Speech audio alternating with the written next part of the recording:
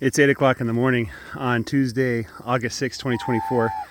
Right now it's about 75 degrees and 80% humidity. So pretty warm day, even though it's not hot yet.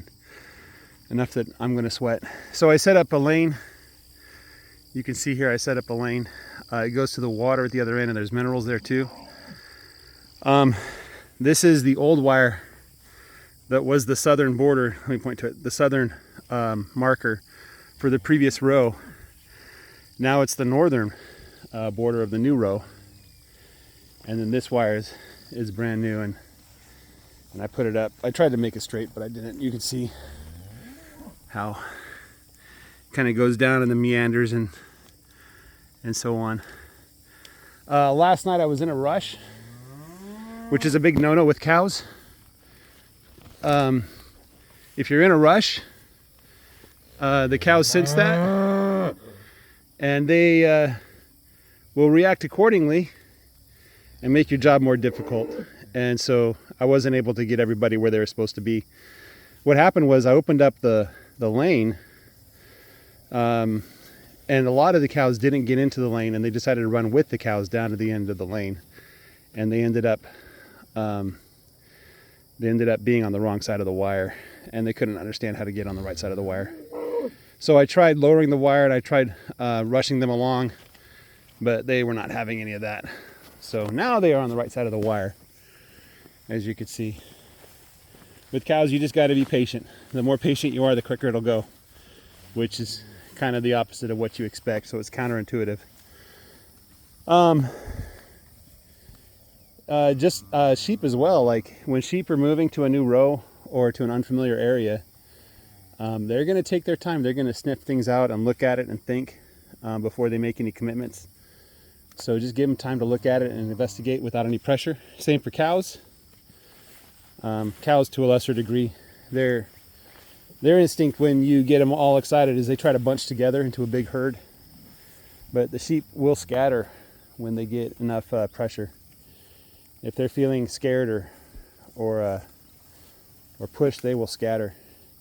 I had a couple comments in recent days, a couple of very good comments. One comment, and I don't mean any disrespect, not in the slightest, but he recommended that I mow after the cows leave an area. And I know that a lot of people do that, and it's a common practice. And I know why they do it. And I think it actually works. It does the intended thing. And Greg Judy does it from time to time. However, I'm just not doing that right now. Okay, I'm not going to say I'm not going to do it. I'm not going to say it's bad advice. I'm just going to say I'm not going to do that at this time. And there's a couple reasons why. I don't have perennial weeds.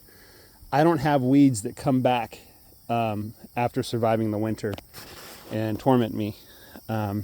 If you look at my winter videos, look around January. It's probably the best time to look. You'll see a bunch of dead goatweed standing in the air. The goatweed is a perennial weed, but for whatever reason, it does not survive the winters around here. So all of this goatweed I'm looking at is temporary. Another reason why I don't want to get rid of the goatweed is I noticed last year we had a drought around this time of year, and I did just fine. And the places where the goatweed was the thickest had some of the best grass. Okay. Now, obviously, it's not the ideal situation for a cow to have to put their nose and face and eyes and ears through goatweed to get food. But that was free food that I will pay nothing for. It's exactly how I survive as a farmer, is by getting free food to give my cows, free healthy food. Money literally can't buy the fresh forage that my cows get. Okay, so that's why I'm not concerned. Now, there are a couple weeds that have kind of taken over that I'm a little bit concerned about. In the woods, we'll get to them in future weeks, but in the woods there's this tall weed that's about up to my chest, if not in my neck. And the sheep went through and really didn't do much to it. And I'm kind of concerned that weed won't die in the winter.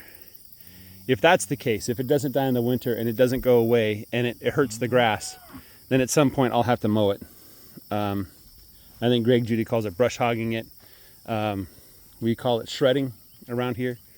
You just run the mower at a high setting and just go over the weeds and just shred them.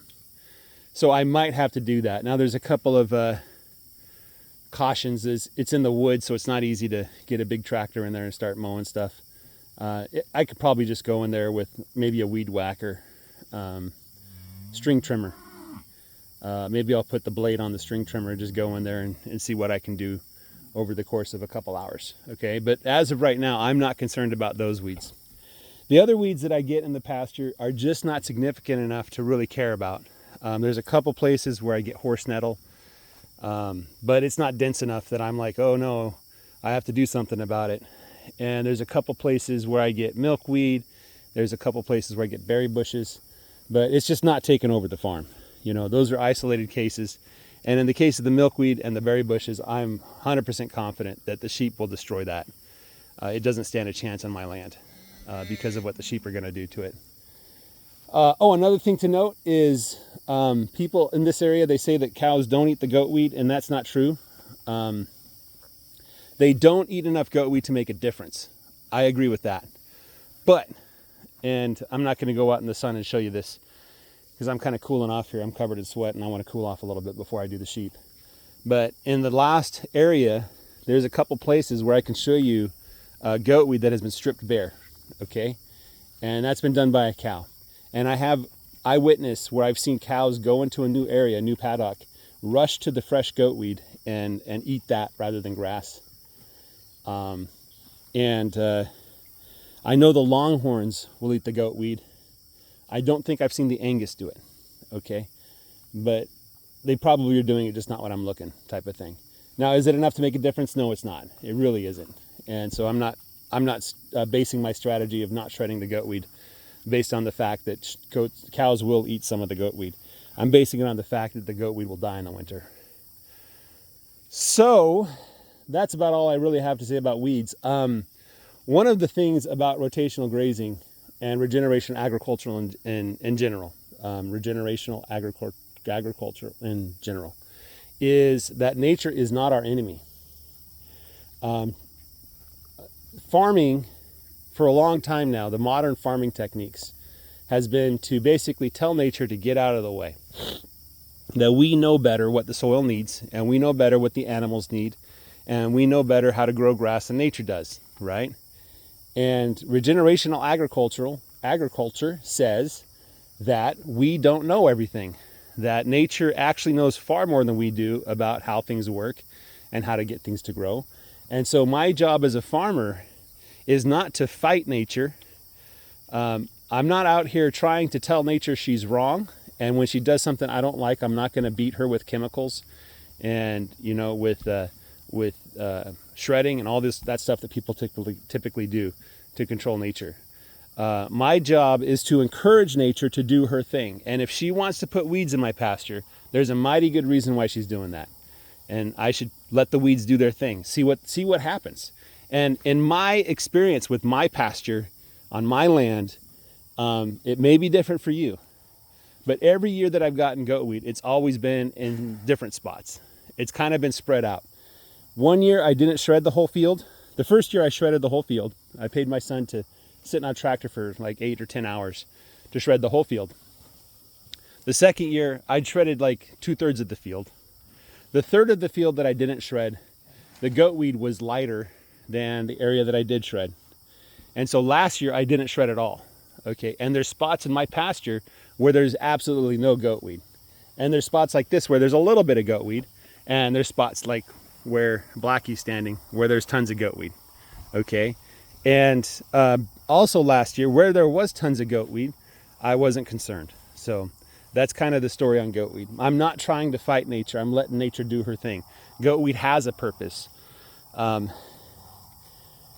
You can use it for medicine, obviously, but it has a medicinal effect on the soil and on the grass. So I'm going to let nature do her thing.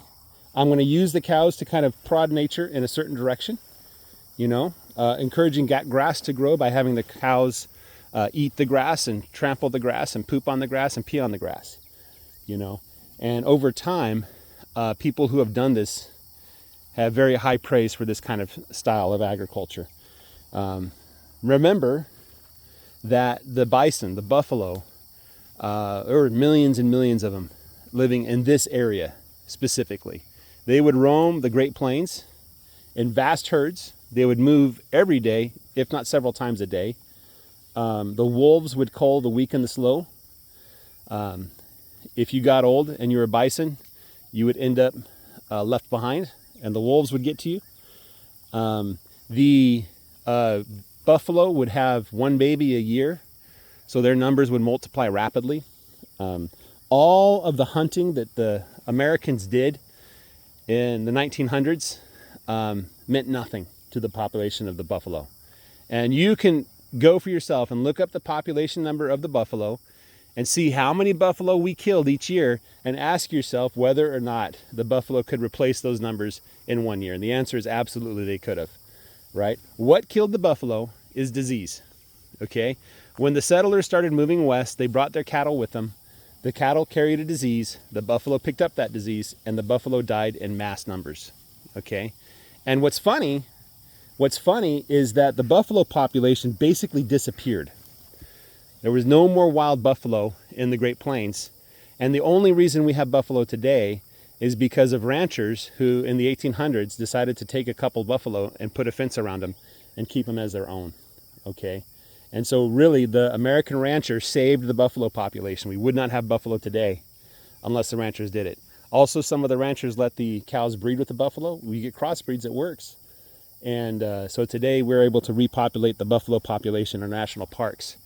Now, the Great Plains grew grass because of the millions and millions and millions of buffalo roaming it. And if we want the Great Plains to have grass again, we need bovines, animals like cows, to roam the plains, eat the grass, poop and pee, and move on, right? And so that's what this rotational grazing does.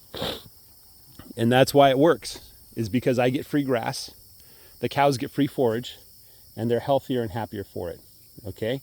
So that's what I got for you guys today. Have a great day. Take care and bye-bye.